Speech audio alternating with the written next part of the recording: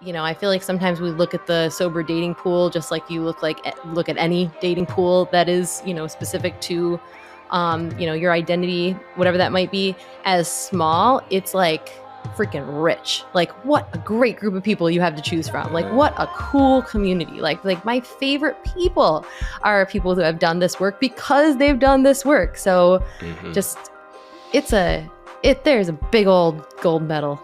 Stories are powerful.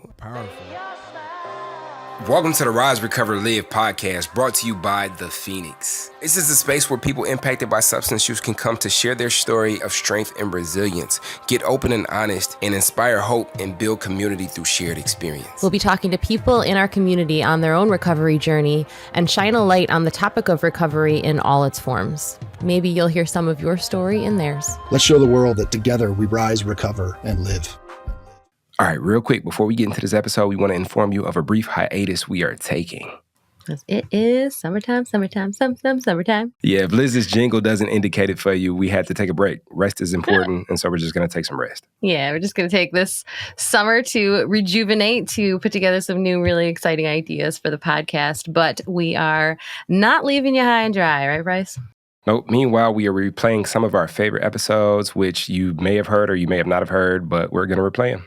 Yeah, and every time I listen to one of the episodes, I hear something different that I didn't hear the first time or that I need to hear in a different way this time. So I hope that you do listen to the replays. And in the meantime, we've got some asks for you. First off, if you haven't already, like and subscribe to the podcast so you can stay tapped in. Secondly, there's a volunteer interest link in the show notes. If you have any experience with SEO, graphic design, or anything that could help take this podcast to the next level, we want to be able to work with you. Yeah, the great thing about volunteering is you get to be more involved in the recovery community. You can give back a little to the podcast, get to know us, and also get some experience if you are looking to advance your career in graphic design, SEO, etc. So enjoy the episode. We love you. We about to go hit the beach. We'll talk soon. Yo, and welcome to another episode of Rise, Recover, Live, the podcast, brought to you by The Phoenix. I am your host, Bryce the Third, and this is my wonderful, glorious co-host, Liz McKean. What's up, Liz? Woo, wonderful and glorious. I'll take it. All the superlatives. Oh my goodness, I love it. Must be a good episode to start out with the word glorious. So it definitely we're excited to intro it today. You wanna kick us off, Bryce? So somebody mentioned to me recently that they were having trouble finding spaces where they could have the conversation around dating while sober. And it really struck a chord in my spirit. I'm a single man and I have been navigating dating in recovery for quite some time, a few years. And me and Liz just really started getting into this conversation around what it's like to date while sober, maybe some do's and don'ts, which, spoiler alert, nobody's an expert. So you got to come up with your own do's and don'ts. But I really think it led to a great conversation between Liz and I around this topic. And so that's what we're talking about today. And if that's something that applies to you, I think you'll really enjoy this episode. I think so too. And if you're not a single person in recovery, if you are joining us as a supporter, as a married person, as, someone who's in a relationship, this still is a really interesting conversation because when Bryce first brought this up, that was my first thought. I'm like, all right, well, I don't know what I have to contribute to this because I am married and I was even before I got sober. But as always, even when we were originally just discussing whether to even have this be an episode, Bryce sneakily hit record and we just got the convo started and turned out I did have things to say and kind of discovered some things about myself. We definitely got into some of Bryce's experiences. And yeah, just like he said, there's no do's, there's no don'ts. I guess the don't is that, that we don't know, that we don't. But I think it's important to acknowledge the things that we're all experiencing. And that it's part of this journey. So hope you can just be a fly on the wall, enjoy our convo, and let us know what you think. And true that. And so with all that said, let's get into it. So at the Phoenix, we say we're not a dating club. So it's like, that's great, but it's just like interpersonal relations happen. And then in AA, from my understanding, it's don't date within the first year of being sober. But from my understanding, that absolutely happens because people are people. And also, these are people who have, our brains have been hijacked by, whatever substance, by addiction. Like, there's a lot of like scientific discussion that's outside of my realm of expertise, but like we reach for things to feel better, and we just took away the ultimate thing that we use to make ourselves feel better. So often like another person is that next scratching post, and to not have any kind of guidance on how to do that, I can't even imagine how hard that would be. Yeah, I mean, I think it's one of those things where it's like nobody can truly be like the guru or the guide, because everybody's experience is different. And I definitely understand why they say, no dating for the first year, because if Yeah. we've used, if we don't know we got to have a relationship with ourselves before we start to build something out with somebody else. And especially like if I'm coming in, I'm 30 days clean and sober for the first time in my entire life. You see it a lot in like treatment centers and stuff like that, where people will attach to like the girl and it becomes this thing where it's like, oh, now I can focus on this. And all the conversation around respect for other people and how to treat people in a loving way, and how to treat people with compassion and understanding. Like I've learned that those processes have to kind of like start within first. And Totally. I mean, at least give it a year. Like for me, like Yeah. I'm 9 years in, and it was just 2.5 years ago where I just started discovering what boundaries were. I came into recovery in a relationship, and through recovery, like learning how to have respect for other people, and learning like what I defined as what love actually was. Like it made, the more I worked on that, the more like it made more sense to let that relationship go in order for that person to grow and develop, and for me to grow and develop. Like and that was something I would never have done had I been using, because like in all actuality, I used that relationship in a way just like my drug. Totally. And you know what I'm saying, like it was a comfort zone. It was a thing that it's like, when I feel these ways, I lean into this to supply me with what it is that I need. And when it comes to respect and understanding, like sometimes it's like, okay, this freaking sucks to let this go, but I think it just makes sense in respect to both of us that, we figure out what it looks like apart.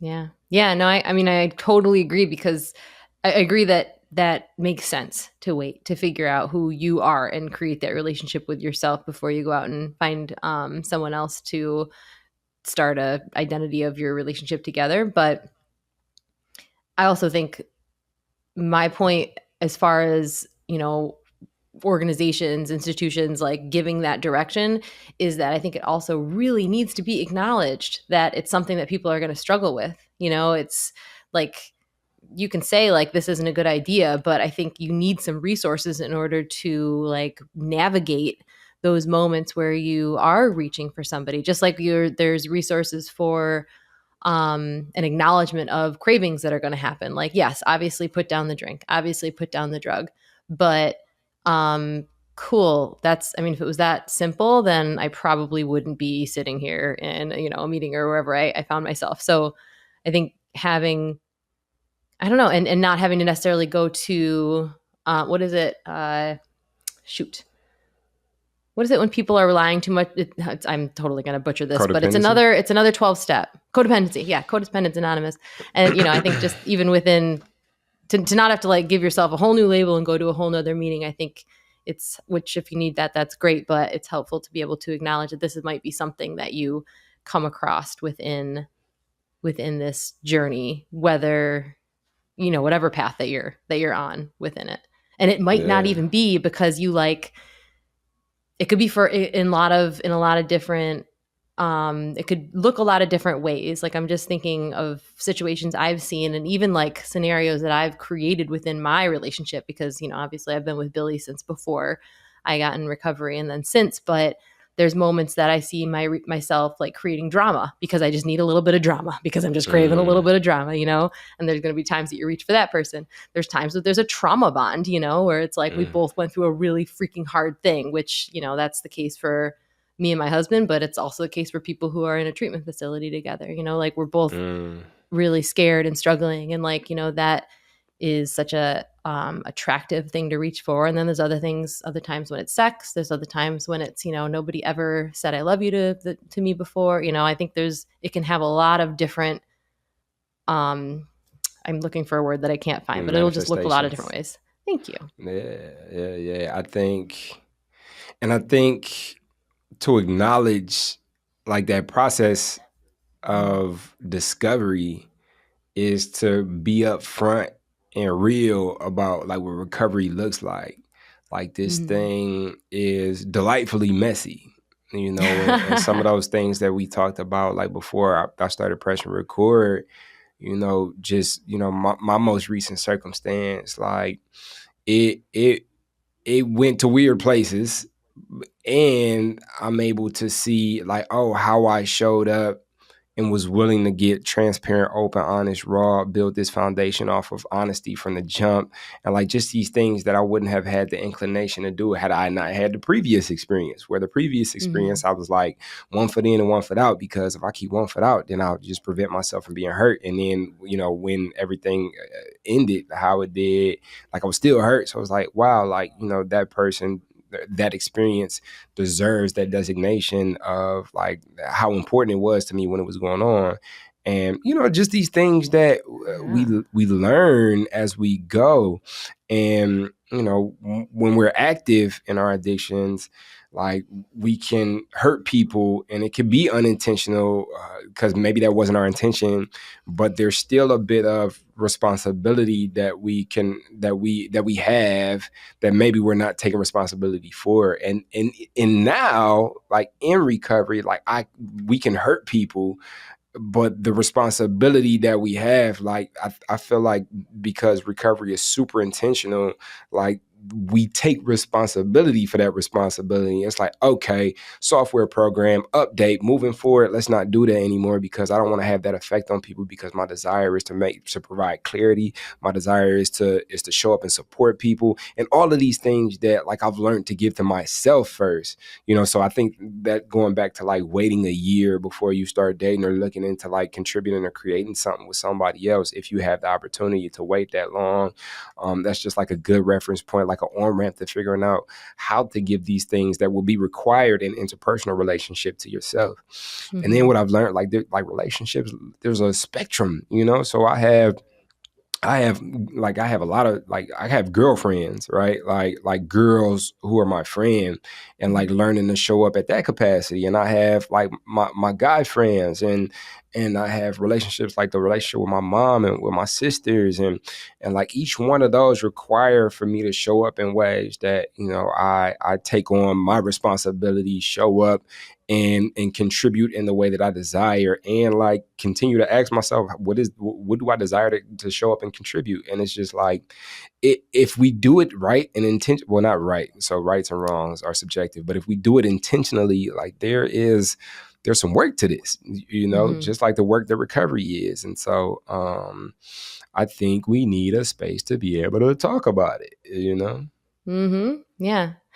I've seen it go the other direction too. I'm curious to what you think about this. I have a few people in my life in particular who, when they go out into relationships, they take the responsibility on so heavily that it's like they're trying to take care of the other person without the other person really needing to take care of anybody. Like they're so, they go into every conversation with so much intentionality about how their, words and actions could affect the other person. When the other person says or does something that might have an effect on them, they're like, well, let me look at that effect that it had on me, and let me just mix this up and see how I can maybe grow from it. And just kind of not holding other people accountable, or maybe even missing out on things because you're so worried about your potential to hurt other people, because you are so aware of your part in, like you're walking around almost feeling like you're a risk to everyone that you have a relationship with, because we all are, but we're so self-aware, and sometimes we absolve others of being that self-aware. So maybe that is the codependence piece, but I don't know. I feel like you can sometimes just overcompensate. Yeah, I think it's a dance, and I think like Yeah. when you speak, like I've had the experience of being like extreme self responsibility, and like no one can hurt me because I'm responsible for the pain that I feel, and you know, and I Yeah. think like I had to like there had to be some of that, like I had to have that experience of like running into like building my philosophy, which I've never had philosophy. You know, I've always just kind of been a floater, right? Like whatever, you know, whatever was whatever. But now building that philosophy, and as I build out that philosophy, kind of like testing it in real life circumstances and context, and then and getting that feedback like error, that didn't work, you know, and then adjusting and updating. And then trying it again, you know, Yeah. getting back out there and continuing to show up for myself. And like, I think self-compassion is big, where it's Yeah. like, yo, you gotta continue to, when you need you, like show up, you know? So, okay, you got it wrong. Or you, in order to get it right, you had to have you had to be super strong. Cause there was a point where I was like super detached and just like, you know, stainless, like the way I would describe it was like this a stainless steel kitchen, like it was just like sterile, like, you know, like I don't want any attachments because, you know, I know what it's like to get my heart broken. I don't want that to happen Mm-hmm. again. And getting your heart broke, having that experience sober is like I was Googling stuff like how to like overcome heartbreak, and Mm-hmm. the first couple of things that will pop up was like, oh yeah, you know, just go get some drinks with the bros, and you Mm-hmm. know, find another relationship. And it's like, all this sounds horrible and contrary to everything that I've learned in recovery. This can't be the way. And then I Mm-hmm. had to dig deeper to find tools that helped me to like cultivate wisdom through the experience. But you know, and in that wisdom cultivation, it's like you can read about, you can YouTube, you can all these things, and then but then it's like, okay, how does this show up in my life, like in practice?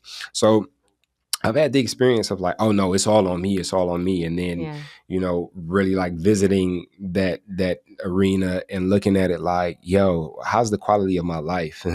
Like, do I feel Mm-hmm. like I'm doing a lot? And it's like, yeah, I am. So like, you know, how can we pivot? How can we soften a bit? How can I show up for myself?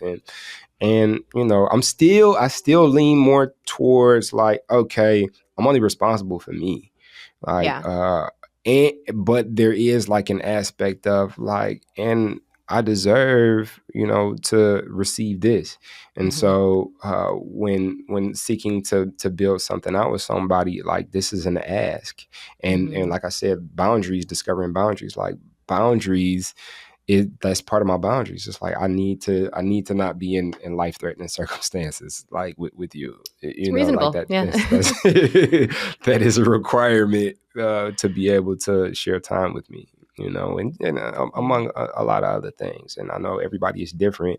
And once again, that's why it's important to discover who it is that we are before we kind of embark on like creating something with somebody else. So we have this reference point for our boundaries, and we can, you know, we're not starting from an empty slate. Yeah.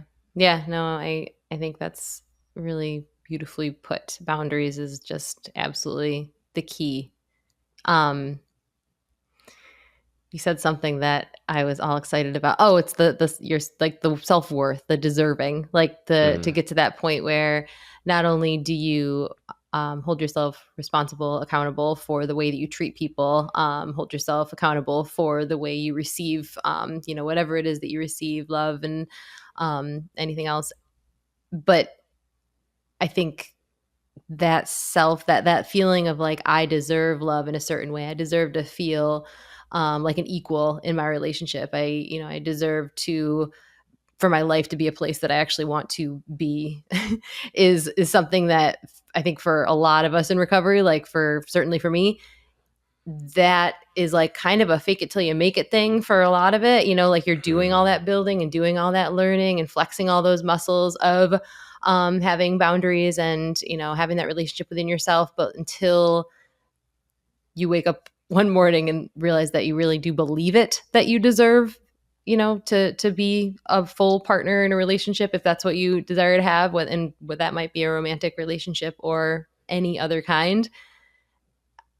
I think that's for me would be the, you know, the chip that says, okay, now it's time. Now it's time to actually go out and seek someone else. Like I've done all the work, and Mm. also now I actually believe the thing that I'm telling myself over and over again. Yeah, I think that'd be dope. Like if it was as clean cut and dry as the a click. Oh, it's time. Because like I think I had to have certain experiences. For me, it's been sort of like a wash over me slowly, and Yeah. still can be like a practice of like, oh, because even I think it can be inherent in some of these environments when it comes to recovery, where some of that language that as I've developed and evolved through recovery, and I think we talked about it a bit on a Gabby Brokaw episode, where it was like some of that language, like my natural state is to be drunk, or you asked me how I am, and I'm like, well, I'm better than I deserve, and it's like, yes, it injects humility in a space where like we used to be all ego, but I think after a certain amount of time of practicing some of these things, like some of that language for me at least has had the opposite effect. And so just like recovery and like understanding of self, I've had to grow and evolve with how I talk to myself. And so yeah, it did feel weird when I first started saying I deserve these things, and it almost felt better. It was like, I don't even deserve, like, this is so great, I don't even deserve that, like, but I felt like after a while that became a thing that negatively chipped away at my self-image, and allow for me to put myself into circumstances that maybe I shouldn't have been enduring, so but in order to get to where it's like, yeah, and I deserve, which is for me a form of self-love, like I had to have that experience where it's like, what, like, man, like I look where I came from, in comparison to where I came from, this is over the moon, like I would have thought that I would be here, so this is better than I deserve, but like learning to be like, no, I deserve to be safe. I deserve to have peace. I deserve to be heard. I deserve to be held, and really for me, I live by mirror theory, which is like we live in a world of which we see. Like, so if I tell the truth, if I am supportive, if I share my resources, then I am a living example of these things in action, and that makes me feel as if like I live in a world where other people do that. If I lie, then I live in a world where I'm skeptical of what you're telling me, because I know I'll be lying, right? So like, to say that I deserve something, that came, for me, it came second to like, oh, everybody inherently is deserving, like I of course I deserve this because I treat people as if they inherently are deserving. I go above and beyond to create safe spaces. I go above and beyond to make sure that it's a space of peace if you with me. I go above and beyond to make sure that I hold people and that I see people. And so because I've created that and I've seen it created because I've created it, then I know it exists and I know I deserve it as well. Yeah. Yeah. I feel like I just learned a little bit about myself, because I definitely do that a lot. I think I have a weird relationship with gratitude, where for me, it almost feels like if I'm grateful, then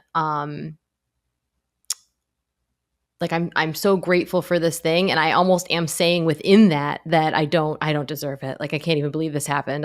What did I do to deserve this? I'm so grateful. It's a very, let me put myself down a little bit.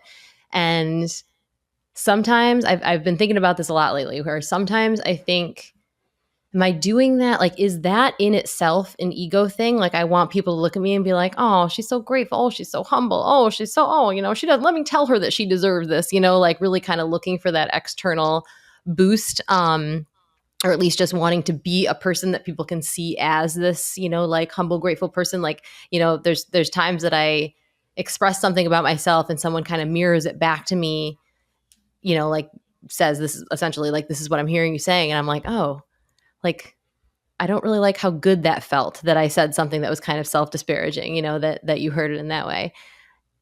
And then also, I wonder if that is kind of me doing that mirror thing, where I'm acting in that way or speaking about myself in that way, just like you lift yourself up in a effort to lift up everyone around you. I work very hard to create a safe space for other people around me too. But I wonder if sometimes that's a way to keep myself safe, where I'm saying, I'm so grateful, I'm, undeserving, things like that. Cause I'm really hoping everybody else feels that way too. And I'm really hoping like maybe we can all be humble together, because arrogance is something that's very, I don't know, jarring to me. So it's Yeah, almost like same kind of thing, like trying to create the world that I want to live in, but in maybe a little more manipulative and less healthy way. yeah. I mean, I think there's a difference between like self-deprivation and humility, right? Like, I think that it's important, and it's almost like recovery is filled with these dichotomies. Like, I was on a call today with the Celebrate Recovery Walk and Rally. We did like this live. This is a local rally here in Detroit that I'll be speaking at next weekend for National Recovery Month. And we did this live, and we talked about uniqueness, like how people have peanut allergies, and I don't have a peanut allergy. I can eat a Reese's cup. I actually love Reese's cups, but my son can't. He has a peanut allergy, right? Like, does he rail against the world? Like, why do I have a peanut allergy and he doesn't? And let me just continue to eat peanuts until because I just can't accept it. Or does he like fit to his circumstance uniquely, because like that's what he needs to be able to show up for himself? Does he see himself for like, this is just what I go through, this is my experience, and I'm gonna act accordingly? Like, I got to keep an EpiPen nearby. I'll let people know that I'm allergic to peanuts and I just don't ingest them. Same with kind of like alcoholism, where it's like, I know some people can go sip wine and go to eat Italian food and sip wine. Me, I'm not sipping it. I want the whole bottle, and it just is what it is. I don't know why that is.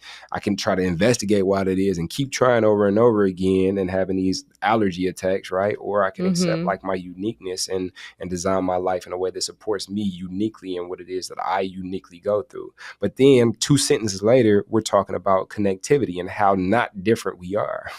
And so, because I'll hear somebody share and they'll share my story out of their mouth, but we've never met. It's like, oh, I'm not as terminally unique as I thought. So I feel like recovery is filled with these dichotomies where it's like, okay, how can I show up and create an environment within myself that allows me to see how deserving I am, and also make sure that I stay humble and in a space of humility, like at the same time. I went to a poetry night last night, and this guy did this poem, and like within 2 bars, like one bar I was laughing, the next bar I was about to cry, and it's like there was times I was about to do them both at the same time.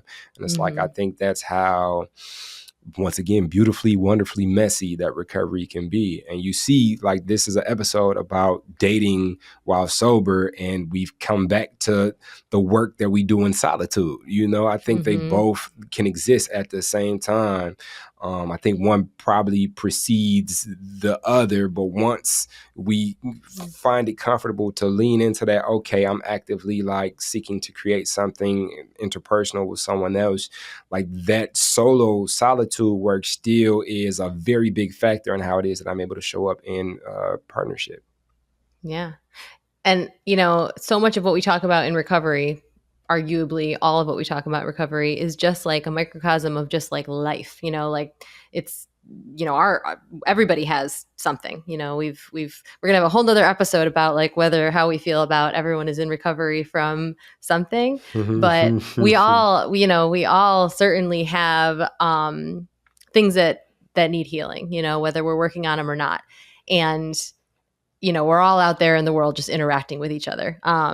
Whether you are a person who considers yourself in recovery, whether you have somebody in your life who is, whether you are, maybe recovering from something, some kind of other like loss or grief, or it's just a million different things. It's not even worth listing them all, but we all have that stuff. But the thing about people that are in the recovery community, specifically like self-identified, I had a, substance use disorder or whatever it is that you call it. That typically means that person is out there doing this work, that person is out there like really sitting down with themselves, every day, ideally, to figure out like who is in there and like, why do I react in this way? And part of that is noticing the way you're reacting before the reaction like just like explodes all, out into the world. And I think that right there is the reason that this community is just my very favorite people. And, I'm married to a person who is wonderful enough to regardless of the fact that he could just have one drink. I don't understand that at all, but he could just do that and just set it down. He might not even finish the drink. Like, what is that about? He doesn't, because he's with me, and like that just creates a safer environment for me if we're both sober together. So that's really lovely. But I still like there's things that I can talk about, relate to people that are in the recovery community that I can't relate with my own husband with, because he's just not been necessarily forced to do that kind of work. So how cool, like it's worth that price of entry. It's worth that like year of holding out, and like figuring stuff out within yourself, knowing that the other people that you are probably surrounding yourself are doing something similar.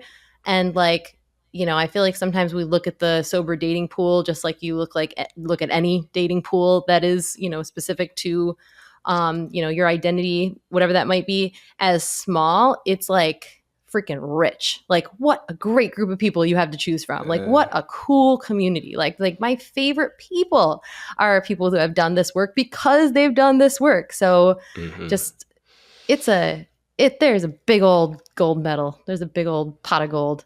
Metaphor is just all over the place, but you know what I'm saying. It's some gold. Or there's Lucky Charms. If you like silver, that's fine too.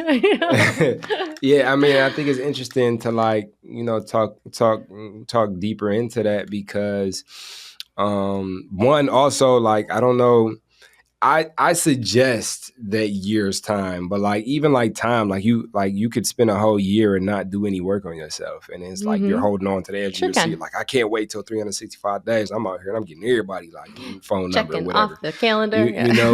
But I think it's important to say that I haven't dated anybody sober. Like in my short dating career, like within the past, 3.5 years, I haven't dated anybody in recovery. I have dated somebody in recovery, but she's still drunk. Like, would she consider herself? So you're saying that you, as a sober person, haven't dated a person who is also a sober person. Completely like you've dated sober, since you've been in recovery, but you haven't dated somebody who's also in recovery. Correct. Got it. And I think like for me inherently, like you have to be able to swim deep because my journey, my process, the way I've engineered my environment and the way I live, like if you can't swim, I'm gonna scare you. And so I have a lot of friends who are not in recovery who like I had a bonfire for a housewarming bonfire at my house, and I had all my friends over, and maybe none of them are identified as people in recovery, but the conversations we had around that bonfire of self-reflection, of belonging, of like just certain like different contexts, like those are the type of people that I'm attracted to. So there's this energy even outside of the recovery community, right? But totally. I haven't, and I think maybe I should speak about like why I haven't dated anybody in the recovery community. I mean, maybe because I haven't met somebody. I don't know. It's not impossible. It's not like it's a hard no. But for me, especially like within like program, like within 12-step, like I know how like weird it can be. Just like how Phoenix programming is fun, emotionally, physically safe, inclusive, and accessible. And that's because like you come here not having to worry about like, is somebody gonna try to hit on me? Like I'm really trying to work on myself and build like sober like friends and community, like, and then I get here and it's like, hey baby, and it's like, oh man, dang, I thought I found a safe space. So like even if I'm attracted to somebody like at a 12-step meeting, like that's the last thing on my mind, because like, oh, we here doing work, and in 12, like in Alcoholics Anonymous, it could be this thing where like girls work with girls, boys work with boys, right? My sponsor is a woman. I've always been attracted to feminine energy. I don't know why. Like maybe it's like my emotional inclination, but I feel like I've had to intentionally build like masculine energy in my life. But like I've worked with multiple women within 12-step, and so maybe that plays a role. But I just like, I'm not here to talk about, so let's go get coffee to somebody in 12-step. And then when you get there, it's like, it's something else. It's like, no, like we come in to talk about like, this work and how can I be a resource? How can I be a part of your sober recovery community in such a way that if you're going through something, you can call me and not expect me to be on no weirdo stuff, So maybe that's played a role in why I haven't like tapped in with anybody like in 12-step. And this is, once again, not to say that it could never happen. It just hasn't been my experience thus far. And that's something to consider. Yeah. Yeah. No, I'm so glad that you said that. You're totally right. Yeah. It's not like you are absolutely confined to that community. And sometimes it feels safer to find someone that you're not going to necessarily see in a, in a meeting or wherever you were going for that safe space every day. Yeah, because I've seen that. I gotta say this too. I've seen that happen too. I was like thinking that too. like people met at a meeting and then they split up, and maybe it was a crazy split up, and then now they got to come to the same meeting. So for me, with that specific person, like they weren't in they still were drinking, but like they were going to a different program, and so. I stopped going to that meeting. I really liked that meeting too, but I didn't want to like come to this meeting because it was that person. It was her meetings. It was her meeting first. And so like, I'm not sure if anybody else would have that same consideration, but I know for me, once again, going back to that self-work, like I'd be pissed off if like I went to my meeting, this was my meeting first, and now you're coming and you're a regular now and we don't mess with each other and we came to a disagreement. It's like, ew. This was my safe space, and now what am I supposed to do? Right. So it can get tricky. It can get tricky. Yeah, definitely. Yeah, and I think, gosh, I'm just thinking, when I've gone to meetings and when I've been in other recovery, rooms, meetings that weren't even necessarily 12-step. I mean, you are just sharing a part of yourself that. You're just sharing the rawest part of yourself. And like, that's something that you might not ever share to, your romantic partner, because there's just certain things. I mean, it's like the belly button lint of your soul that you're like putting out there. And maybe like, they don't need to see that on the first date. So it's a lot to have that be something that you're like, that be like part of the foundation that you're building a relationship on, where you already have that just like such deep, like well of information. And then also, after a breakup, to continue to have that as your space where you share, you probably wouldn't, you're just not going to speak the same way that you would if the person wasn't there. Yeah, that after the breakup part freaks me out, but that other part where like that's really like that gets me going. Like the deeper you can get, the quicker you can go. Like I'm really attracted to that, and I think like being somebody in program or being somebody in recovery, like it's like, yo, like we're talking about. The traumas we've experienced on the first date, and like what are your triggers, and like and maybe even sharing some stories from a previous life and being able to laugh at it. Like those are the things that just make me feel like, oh, I can be comfortable, like I can be who I am, and sometimes when you go outside of, and even like I think for me, like outside of the realm of personal development, because like you said, like recovery, I think personal development is inherent within recovery because you had to be on the wave of developing yourself and increasing the quality of your life to ask yourself the question, am I an alcoholic? And then putting yourself in a circumstance where it's like to be exposed to tools that can help people who identify as such, right? So that there's personal development inherent in that. And so I think within my communities and within my friend groups, like that's the commonality, whether it be, from the artist community here in Detroit and beyond throughout the nation, whether it be recovery, whether it be within a podcasting community, or whether it be like, friends, like just in general that I just met out while I was out and about, like the commonality is that we all work on ourselves. And in that working on yourself, like to have a space where you can share some of those deep, dark places that you go in the midst of that process, and like do it with someone that can handle that, hold that, because they have handled that and held that for themselves. I think it's like one of the blessings of being able to like date within these communities with people who are, because other people would just get freaked out, like what? And they run. Oh, yeah. And for me, that's cool. I appreciate that because it's weeding you out. You're not, you got to go because you're not ready. Like you can't handle you ain't even heard. We haven't even started. Yep. Yeah. Oh my gosh. Yeah. I can think of about 100 examples of that when I've said something in like public or to a person that I just met, in passing, that I'm like, oh, like that time that this happened, and you're the like, horror. Yeah, exactly. Like, what did she just back up? Like, what are you? Are you hiding all your utensils? Like, I'm good. That was old me. Like, I'm all right. Yeah. No, you're totally right. I think when I think about that, because I'm certainly obviously like to have the real conversations, wouldn't be here if I didn't. But it's one thing to have it one-on-one. My friend was here in my apartment doing some work today. Thursdays are coffee date in the morning, and then sometimes we'll just spend the day just working. We both work from home, and I was like, I'm about to get on a podcast, and I need you to leave.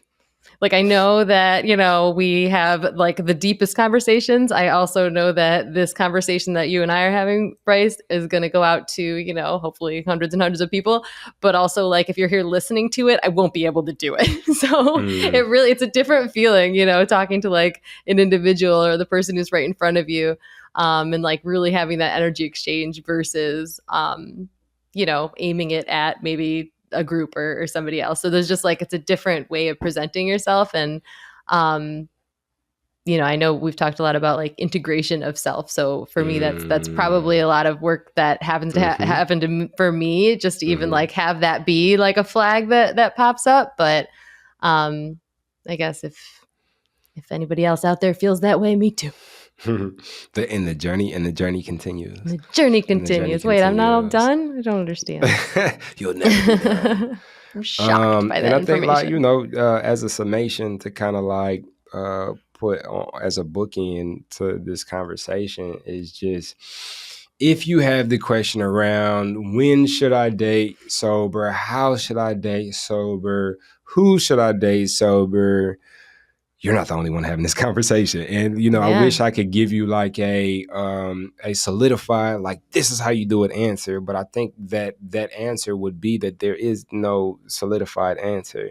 And just like recovery was in solitude, it's important for us to show up for the process and what it is that we desire. And a lot of that is just going to start at home, at the crib, in the mirror. And the more we look in that mirror, the more we see how we show up, and the more we develop and design our environment to support how it is that we desire to show up. And the more we practice showing up for ourselves and for others, but like for ourselves first and foremost, I think what ends up happening is inherently like that pull to show up for others will guide us in a way that is unique to us. And if we listen to that guidance, we'll show up and we'll make mistakes, and it'll be messy. Sometimes we end up on, streets without street lights in the middle of a night in life-threatening circumstances. That's neither here nor there. But fact or fiction, we'll never know. When we live through it, like we are able to collect the data that helps us to cultivate wisdom and show up some more. And I think that's recovery, but also relationships in a nutshell. So hats off to you if you are actively seeking to date while sober. Dating, like somebody told me, who was it? It was my partner. We're gonna have her on the show soon. My partner here in Detroit with the Phoenix, Kelsey. She said that it's hard making friends as an adult. And some people find it complicated. Like, it's not like we got a playground to go to and like, yay. So now you add in sobriety, you add in recovery and this intentional living, like you really like also weed out even more. But what I found is that weeding out, which we may at first think like, wow, I don't have any options. What it does is it really drills down to the most aligning options. And though you may not have like 300, 500 friends, and then somebody who's to sell drugs is past the limit of statute, I hope it is. But like I used to have like 500 contacts on my phone. My phone would ring every day, all day. And it was just like miles wide and like centimeters deep, right? But now, like, my phone doesn't, maybe my phone ring like 2 or 3 times a day. But who calls me, like, that's important. Like those relationships are deep, and so it may feel like you have less of a selection, but I promise you, the more you work on yourself, the more aligning those relationships will be to who it is that you're designing yourself to be. Totally. Quality over quantity. And that's like, I mean, what could be better? You see how Liz took everything that I said and just like 4 words, and I could have Tied it just up said in a little bow. that. No, But yeah. that was beautifully said, and I completely agree. And also, oh my gosh, the thought of the phone ringing all day, every day is like completely overwhelming to me. So Phew, man, I I'm, used to be whew, addicted to that. I used to be addicted to yeah, that. oh, I Like, get it. I'm important. Oh my goodness, I'm important. I remember because I got we all go through it, but I got caught, which is what happens when you do bad things. Eventually, it catches up to you. And then when I got out, I was looking at my phone and it wasn't ringing, and I was grieving. I'm like, I got to get back up. I got to make this phone ring again, and that's how I eventually got in trouble again. But that's neither Well, here nor shoot. there. Maybe a story for another time. But Yeah. yeah, it's important for us to continue to cultivate a relationship with ourselves, and that will allow for us to show up for anybody else in our life, no matter what that relationship looks like. And so we have to ask you, if this is a topic that you all are interested in, like we would love to delve in more into it. I know this is an important topic. It's something that not a lot of people talk about. At least I haven't seen it. So if this interests you, hop into the app, the Phoenix app, and go into the podcast group and pop us, a little message in there. If this topic is something that resonates with you, and we'll do some more shows on it. We'll get some guests on here that can really speak to this topic. And also go in there and leave us some other topics too. What are you most interested in hearing about on this podcast? Because this is your show. Yep, exactly. Yeah, and if you know somebody who's an expert in this space, please send them our way, because we would love to chat with somebody who talks about this a little bit more deeply than we have. And yeah, and not for personal reasons at all. I'm pointing at Bryce. All right, well, I adore you, Bryce. Thank you for doing this with me. Best partner ever. Ditto, ditto, ditto, ditto, ditto. And thank you all for listening, for joining us, for hitting that subscribe button, for reviewing and rating, if you would be so kind, sending to a friend. We'll catch you next time. See ya. So now you're excited. Bryce, Liz, how do I get involved with the Phoenix? Well, my friend, it is super simple. We actually have an app. Head over to the Google Play Store or the Apple App Store, or look in the show notes of this podcast, wherever you're listening to or watching this podcast, and go download the Phoenix app. The Phoenix app makes it so easy to find classes that are near you, or to access our virtual class schedule where you can hop on from the comfort of your home.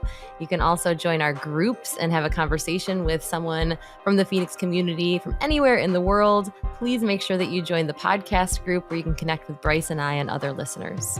Everything that you need is in the show notes. You can also head to our website at www.thephoenix.org.